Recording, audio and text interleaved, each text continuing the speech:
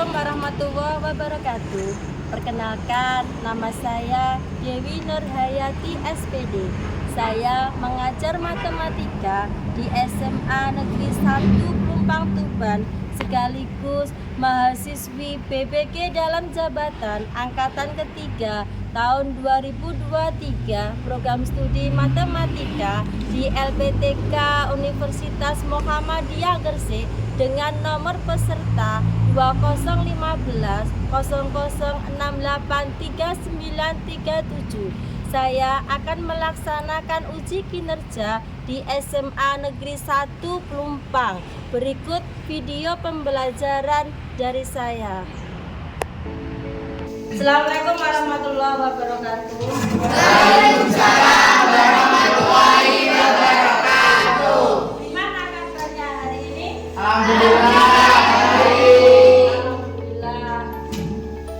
Silakan untuk berdoa menurut agama dan kepercayaan masing-masing. Perwakilan. Siap gerak, mat gerak, tegak gerak, berdoa mulai. Bismillahirrahmanirrahim. Doa selesai. Yang tidak masuk hari ini siapa? Sama? Jiran. Kenapa ada masuk hari ini? Sakit? Atau izin? Izin. Berarti yang dua anak yang tidak masuk hari ini. Tidak apa-apa. Sebelum kita mulai pada pembelajaran hari ini, kita melakukan SBD terlebih dahulu. Saya minta untuk kalian untuk berdiri semua. Ya. Ya. Oke. Nah, kita coba angkat tangan semuanya. Angkat tangan, ya. Tangan diputar, putar. Stop. Tuh kan, masih ada yang putar. Dan saya belum stop, padahal saya cuma menghitung pada tangan saja. Saya ulangi lagi ya, Oke, terima kasih. Kita hari ini tentang statistika. Kita lihat tujuan pembelajaran hari ini. Yang pertama adalah menentukan data dalam bentuk tabel distribusi frekuensi histogram. Terus yang kedua, nanti di sini adalah menggambar histogram dari data tunggal dan data kelompok. Jadi dua. Dan saya tambah lagi, yaitu yang ketiga di sini nanti adalah mencari yaitu rata, kataan, median dan modus pada data tunggal. Itu adalah tujuan pembelajaran yang akan kita lakukan pada siang hari ini. Sebelum kita ke materi tentang statistik tentang distribusi frekuensi pada data tunggal dan data kelompok, pada materi mungkin pada di SMP tentang diagram atau mungkin tentang distribusi frekuensi pada data tunggal dan data kelompok. Masih ingat pernah belajar tentang diagram? Masih. Pernah belajar tentang diagram? Masih. Pernah di waktu di SMP ya. Kalau pernah mempelajari tentang diagram, Bu Dewi tanya, apa toh pengertian dari? Ada yang bisa menjawab tentang pengertian dari diagram? Diagram yang kalian ketahui ada berapa kan diagram? Ada yang bisa menjawab? 4. Apa saja, Hafiz? Coba. Batang, garis, lambang sama lingkaran. Ya. Ada diagram bentak, diagram garis, diagram lingkaran sama diagram tambah ya. Tapi yang sering dipakai adalah diagram bentak, diagram garis dan diagram lingkaran. Itu adalah diagram apa? Yang ini? Garis. Yang ini adalah polygon frekuensi. Polygon frekuensi itu diambil dari diagram di tengah-tengah diagram batang misalnya sebuah garis. Dan ini adalah diagram lingkaran. Ini adalah jenis-jenisnya yaitu diagram.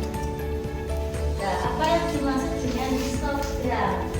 Ada yang bisa menjawab? Ya. Histogram merupakan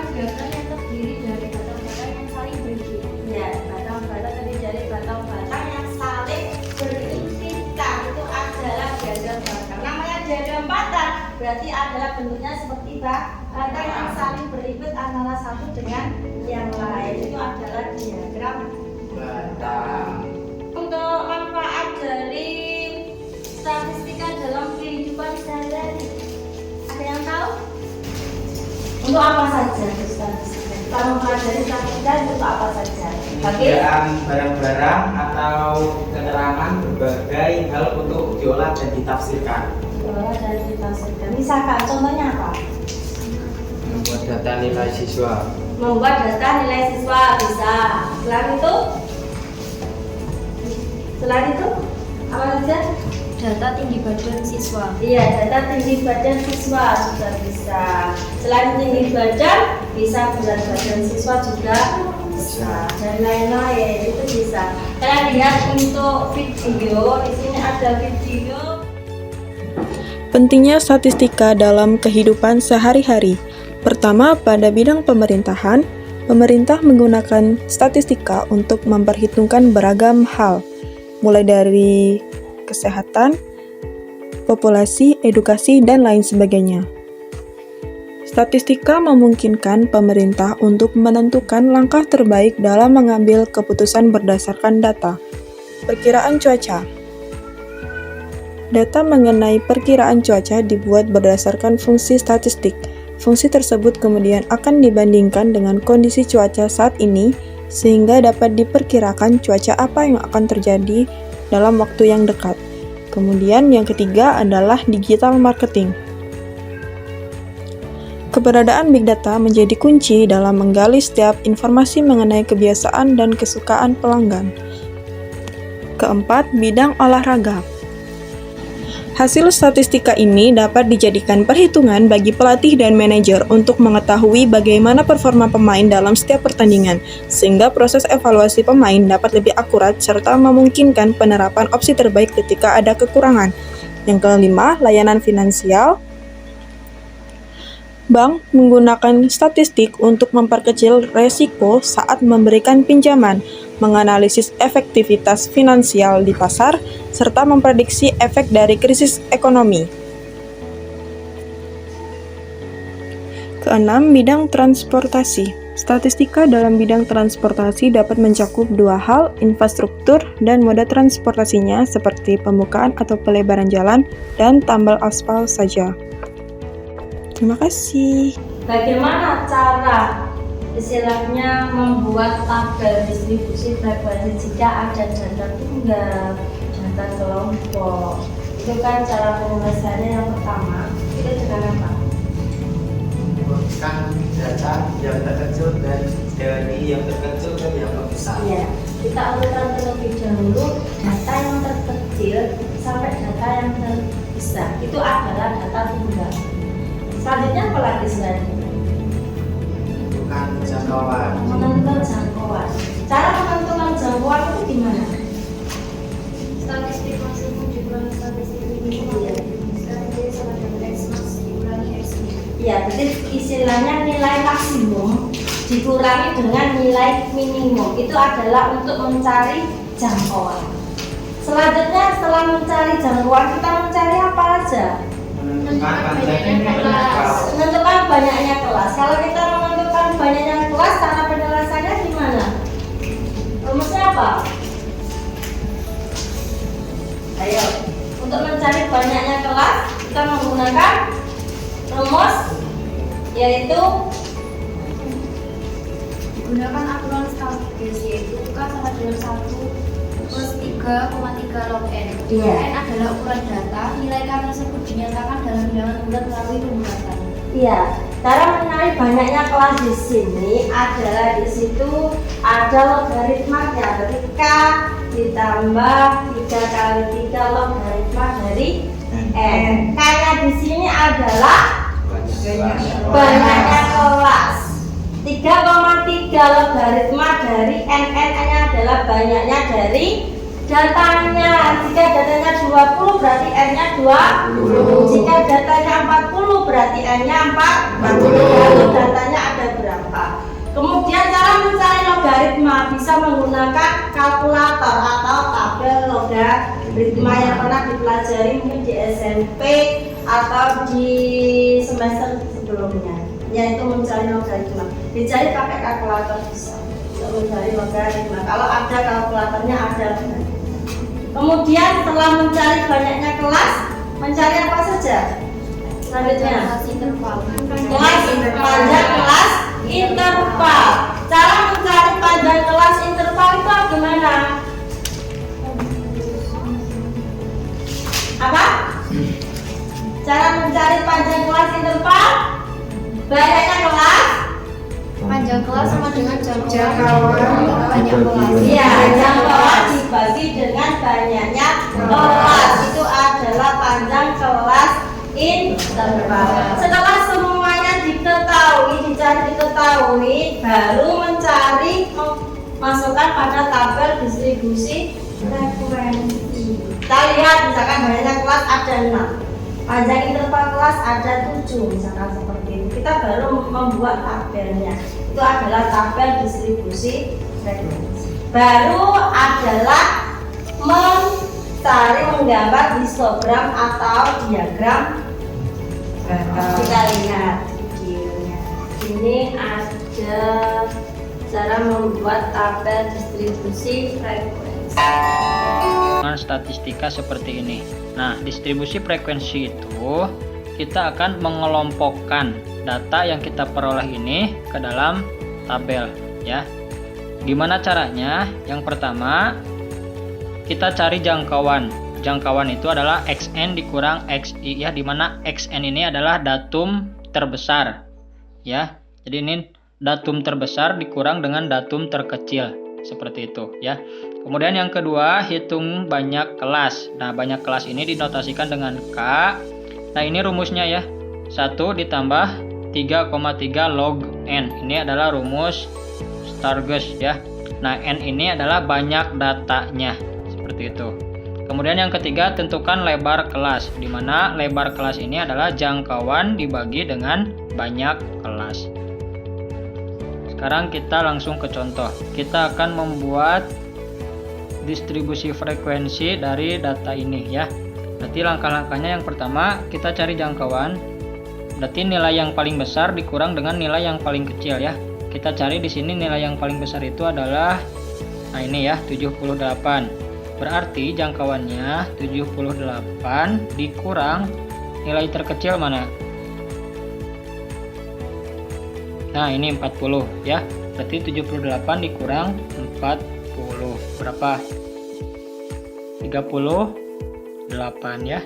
Nah, ini jangkauannya. Kemudian yang kedua, kita hitung banyak kelas. Berarti K sama dengan 1 ditambah 3,3 log N. N itu banyak data. Nah, ini datanya ada 100 ya. Nah, berarti ini sama dengan 1 ditambah, untuk menghitung nilai log bisa kalian gunakan kalkulator atau tabel ya. Tapi gunakan kalkulator aja lah ya, yang mudah. Berarti ini nanti 3,3 dikali log 100. 3,3 dikali log 100 itu 2, berarti sama dengan 1 ditambah 6,6 sama dengan 7,6. Nah, ini harus kita bulatkan ya. Berarti kalau 7,6 dibulatkannya dia ke 8 gitu ya. 4 ya. Jadi kalau kita totalkan, dia jumlahnya ada 100. Nah, seperti itu ya. Nah, jadi kalian boleh menghitung, diuraikan seperti ini, bisa langsung seperti yang tadi ya. Sehingga nanti bisa kita peroleh tabelnya itu seperti ini ya. Nah, sekarang kita lanjut menggambar histogram, poligon, dan ogive ya. Nah, kita punya tabel yang barang untuk tepi kelas 39,5 sampai 44,5, dia kan frekuensinya ada 7. Berarti kita bikin misalkan di sini 7. Nah, gitu ya. Kita bikin diagramnya. Nah, seperti ini. Kemudian dari 44,5 sampai 49,5 itu ada 8. Jadi misalkan 8 di sini ya. Kita bikin lagi diagramnya. Nah, seperti ini. Kemudian dari 49,5 sampai 54,5 ada 12. Misalkan 12 ada di sini. Kita bikin diagramnya seperti ini. Kemudian 54,5 sampai 59,5 ada 21. Misalkan di sini 21 ya.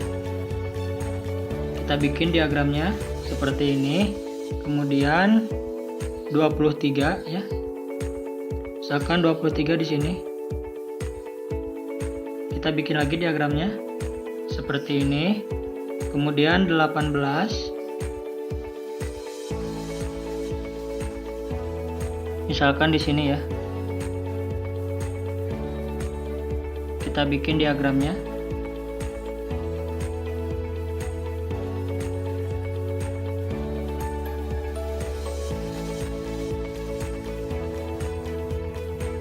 Selanjutnya 7. Kita bikin diagramnya.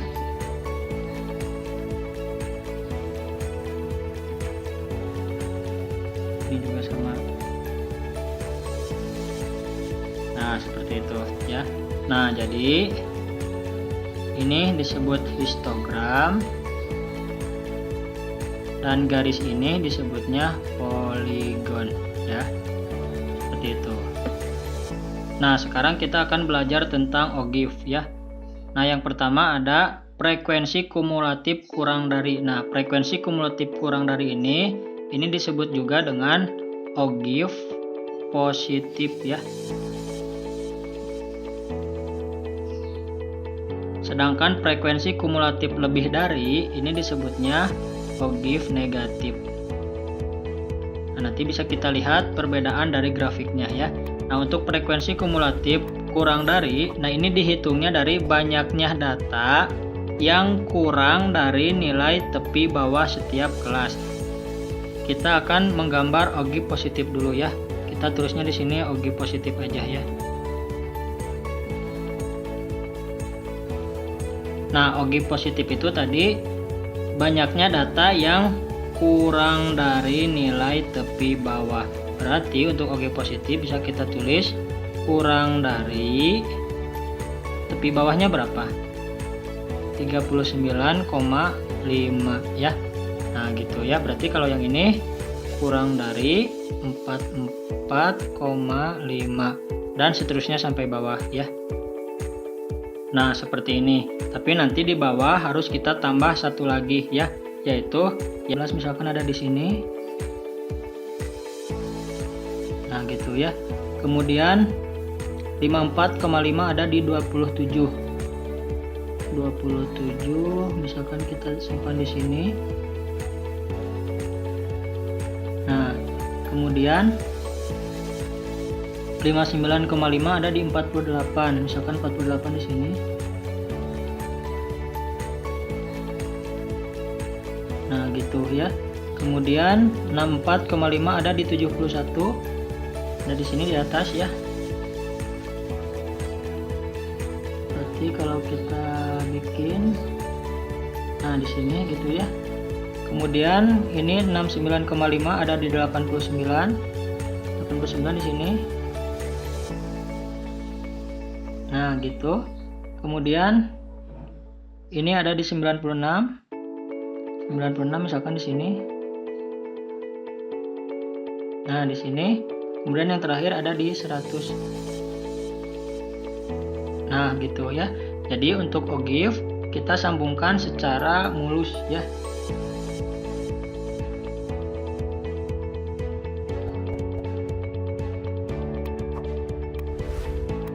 Nah, seperti itu ya. Jadi ini disebut ogive positif. Kenapa? Karena grafiknya naik seperti itu ya. Sekarang kita akan menentukan ogive negatif. Nah, kalau ogive negatif itu dihitung dari, kita dari bawah aja ya biar mudah.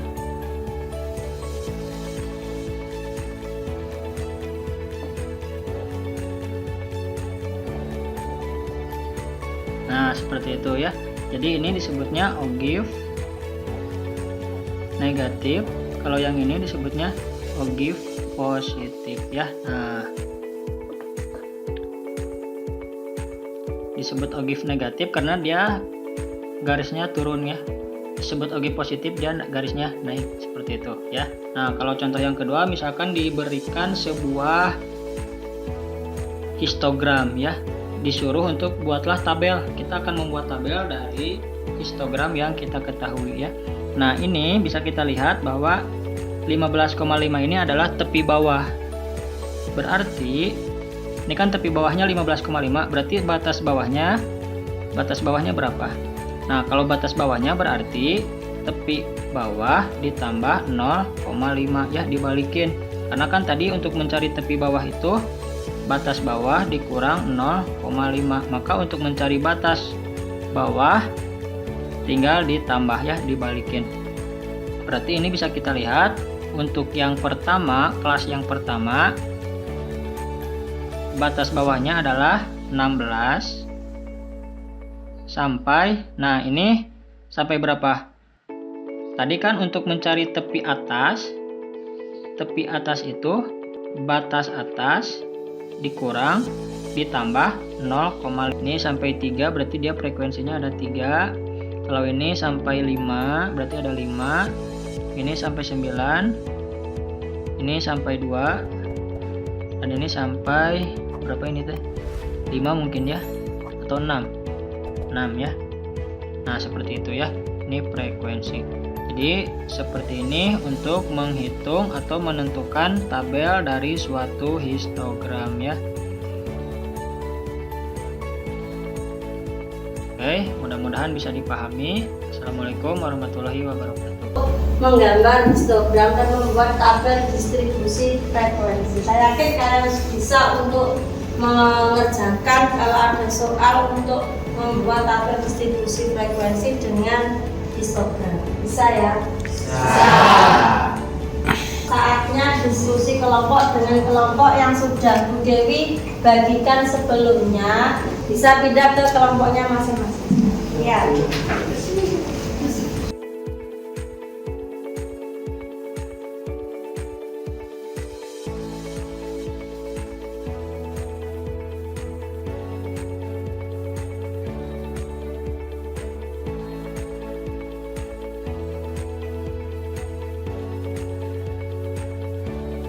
Sudah ke kelompoknya masing-masing? Sudah. Kalau sudah, saya akan membagikan LKPD-nya untuk diskusikan pada kelompoknya masing-masing ya.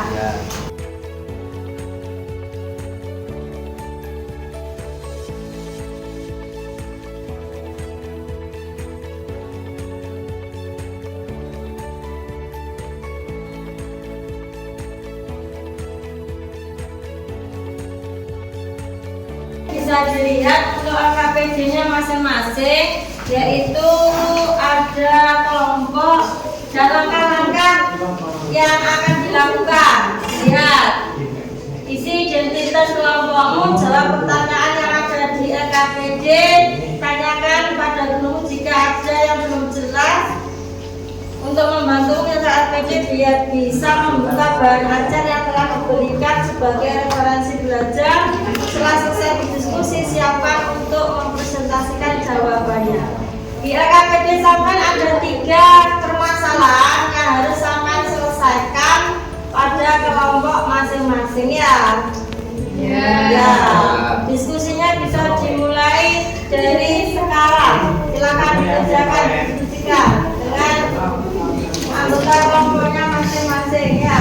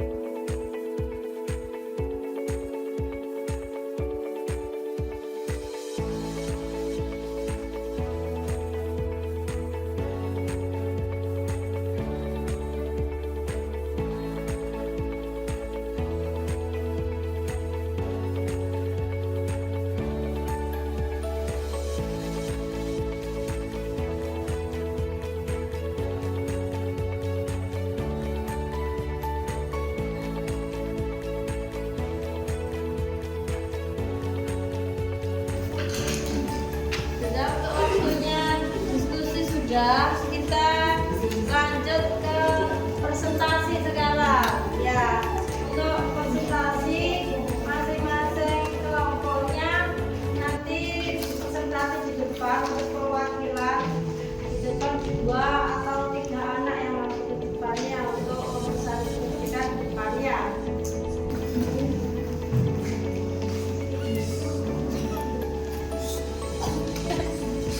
Assalamualaikum warahmatullahi wabarakatuh.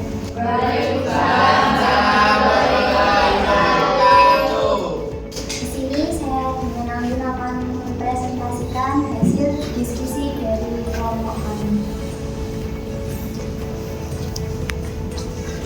Yang pertama adalah masalah 1. Berdasarkan data di atas, jawab yang memberikan tabel distribusi frekuensinya. Jadi berdasarkan tabel distribusi frekuensi tersebut buatlah histogramnya. Masalah yang kedua, diketahui data nilai matematika dari 40 siswa sebagai berikut. Buatlah histogram atau diagram batang seperti ini. Sudah. Sekian presentasi dari kelompok kami. Kalau ada salah kata yang tidak dimengerti, mohon maaf yang sebesar-besarnya. Assalamualaikum warahmatullahi wabarakatuh. Waalaikumsalam warahmatullahi wabarakatuh. Untuk masalah yang pertama itu tadi banyaknya kelas ada berapa masalah yang pertama tadi? Ya, banyaknya kelas ada berapa? 4. Banyaknya kelas. Terus jangkauannya itu berapa jangkauannya? 23. Ya, terus panjang kelas intervalnya. Panjang kelas interval ketemu dari 4. Panjang kelasnya adalah 4. Jadi setelah diketahui banyaknya kelas, panjang kelas, baru membuat tabel distribusi frekuensi. Setelah membuat tabel distribusi frekuensi, membuat apa? Diagram batang atau histogram. Ya. Untuk masalah yang kedua, Anda lihat. Untuk masalah kedua, banyaknya kelas ada berapa di situ? Masalah yang kedua, banyaknya kelas ada berapa? 6. Jadi yang ini ya 1, 2, 3, 4, 5, 6. Kemudian batas bawahnya berapa? Batas bawah kelas ketiga 61. batas bawah 61 ya. Batas atasnya 80. berapa? 80. Tepi atas kelas 2 80,5. tepi atas kelas 2 60,5. Titik tengah kelas kelima. Ketiga panjang kelasnya 5. Harus membuat histogram atau diagram. Ya. Dan untuk diskusi dan evaluasi pada hari ini sudah mengevaluasi diskusi. Sekarang kalian lihat di grup ada link untuk post-test. Post-test di sini adalah kegiatan kita yang kita lalui seberapa jauh kalian memahami materi dari tabel distribusi frekuensi dan histogram. Sekarang bisa buka untuk yang saya bagikan itu buka.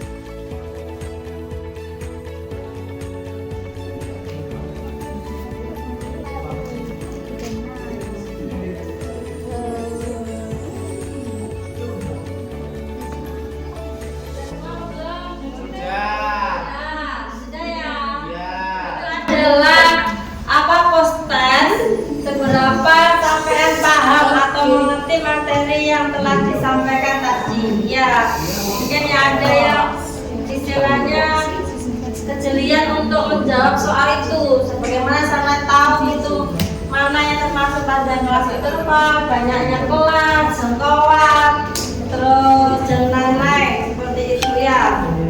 Sebenarnya mudah materi ini, cuma sama harus butuh ketelitian ya. Untuk kegiatan refleksi pada siang hari ini, yaitu apakah sampean pembelajaran hari ini mengerti atau tidak? Pembelajaran hari ini sangat menyenangkan atau tidak? Oke, untuk pembelajaran hari ini saya tutup sampai saya akhiri sampai di sini. Kita ketemu pada pembelajaran berikutnya pada materi selanjutnya tentang statistika ya, dilanjutkan dari materi ini ya. Untuk tugasnya PR-nya kerjakan KKS yang ada di KKS-mu dari bab tentang distribusi frekuensi dan histogram ya. Saya akhiri, assalamualaikum warahmatullahi wabarakatuh.